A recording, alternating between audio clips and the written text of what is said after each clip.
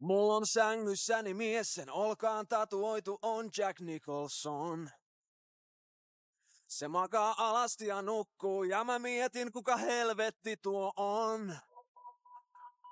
Ei ainakaan se sadun prinssi, se johon tulisesti rakastun. Joten nousen vähin äänin, porraskäytävässä pukeudun. Otan kahvilasta pöydän, selkä ulko-ovelle päin. Enkä todellakaan tunne minkäänlaista ylpeyttä itsestäin. Mutsi soittaa kertoakseen, miten kiva ois jos joskus kävisin. Mut se veisais vain sen saman virren, se on kuultu monta kertaa ennenkin. Se menee näin.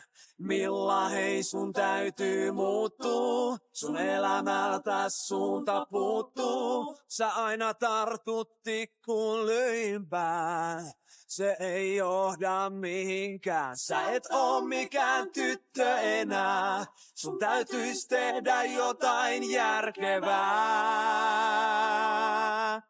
Ja lapselliset leikkis lopettaa.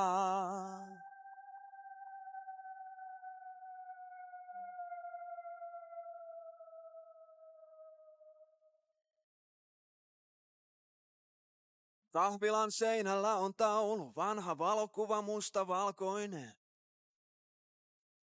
Rannalla tuulisella nainen pitää hatustaan kiinni hymyillen.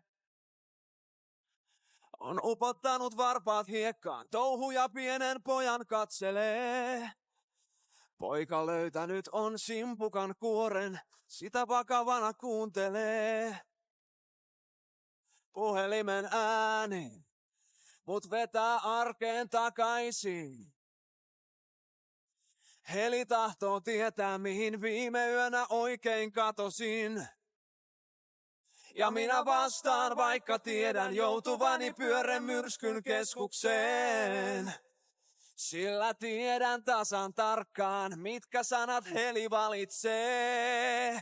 Sano näin, Milla hei sun täytyy muuttuu, sun elämältä suunta puuttuu. Sä aina tartut tikkuun lyhimpään, se ei johda mihinkään. Sä et oo mikään tyttö enää, sun täytyis tehdä jotain järkevää.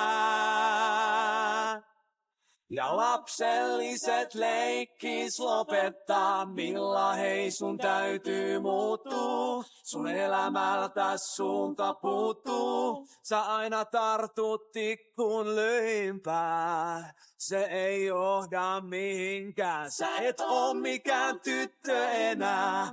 Sun täytyis tehdä jotain järkevää. Ja lapselliset leikkis lopettaa. Lopettaa. Leikkis lopettaa.